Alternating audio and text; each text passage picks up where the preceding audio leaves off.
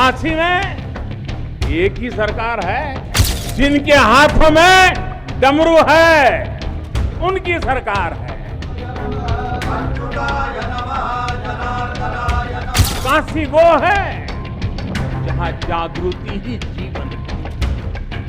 काशी वो है जहां मृत्यु भी मंगल है। हर हर महादेव।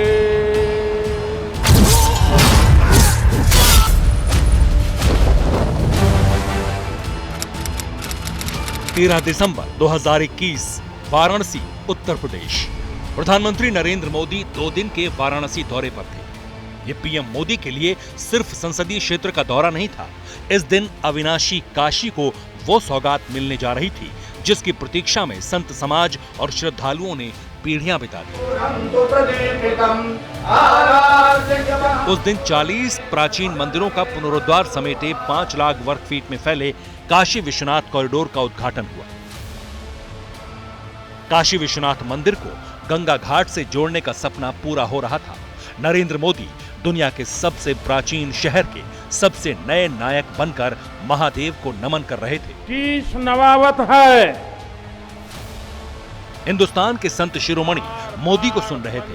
अपने भाषण में मोदी ने एक ऐसे शख्स का नाम लिया जिसे काशी का सबसे बड़ा खलनायक माना जाता है। आतताइयों ने इस नगरी पर आक्रमण किए, इसे ध्वस्त करने के प्रयास किए। औरंगजेब के अत्याचार, उसके आतंक का इतिहास साक्षी है।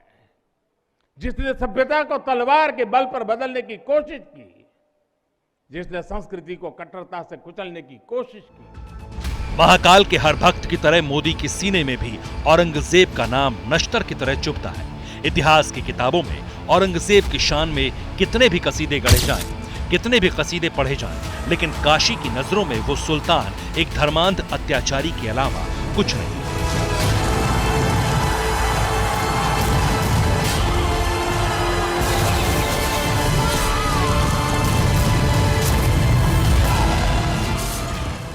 देश की मिट्टी बाकी दुनिया से कुछ अलग है। यहां अगर औरंगजेब आता है तो शिवाजी भी उठ खड़े होते हैं। तो क्या वाकई ज्ञान वापी मस्जिद के वजूखाने में शिवलिंग के मिलने का शोर भी महादेव की मर्जी है, या फिर वो आकृति एक फव्वारा है? क्या वाकई मौजूदा काशी विश्वनाथ मंदिर में मौजूद नंदी महाराज की 350 साल की प्रतीक्षा खत्म होने वाली है, या फिर ये कवायद एक मस्जिद पर कब्जे की? सच आज नहीं तो कल न्यायालय के रास्ते दुनिया तक पहुंच जाएगा। लेकिन अब सवाल उस बादशाह पर भी उठने लगे हैं जिसका सच जानबूझकर छिपाया गया। उसके मंदिर तोड़ने का खमियाजा आज का मुसलमान भुगत रहा है। ठीक है, क्योंकि देखिए जिसका राज होता है वो तारीख की जो मिस्टेक्स होती हैं उनको रेक्टिफाई करता है। आज हिंदुस्तान में जो राज चल रहा है बहुत अच्छा राज है, लेकिन तारीख की जो गलती हैं उनको तो सही किया जाएगा। ठीक है, लेकिन मैं सोचता हूं कि प्यार मोहब्बत से आउट ऑफ कोर्ट दोनों हिंदू और मुस्लिम साथ में बैठें और इस मामले को निपटा लें। 31 जुलाई 1658 से लेकर 3 मार्च 1707 तक औरंगजेब को बादशाह हिंदुस्तान का खिताब हासिल था।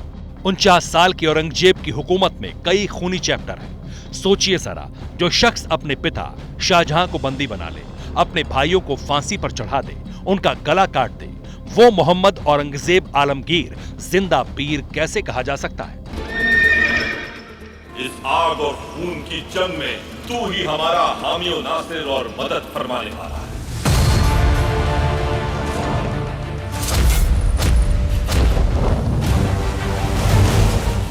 चलिए अब सच को दूसरे चश्मे से देखते हैं। हिंदुस्तान के कट्टर मौलवी हो या पाकिस्तान की जहरीली ब्रिगेड, औरंगजेब कईयों का फेवरेट है, सिर्फ इस वजह से क्योंकि उसने हिंदुस्तान के हिंदुओं पर जुल्म किया और उनकी आस्था को रौंदा।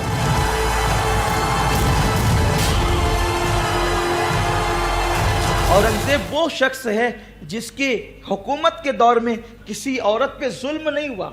आलमगीर बादशाह रहमतुल्लाह अलैह ये वो हिंदुस्तान की तारीख में बादशाह हैं जिसकी अंग्रेज भी आज ईमानदारी की तारीफ। इन्होंने बैतुल माल से तनख्वाह लेना बंद, टोपियां सी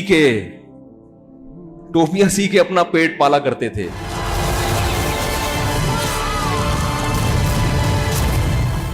भारत के पहले प्रधानमंत्री पंडित जवाहरलाल नेहरू ने world popular book discovery of India में लिखा है कि औरंगजेब एक धर्मांध और कट्टर रूढ़िवादी शख्स था।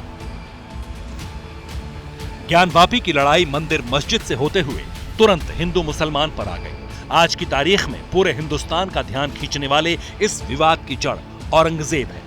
ताज्जुब देखिए, जो सियासत अयोध्या और राम मंदिर पर बीजेपी से अलग राय रखती थी, वो अब या तो चुप है या फिर कुछ बोलना ही नहीं चाहती। जानते हैं क्यों?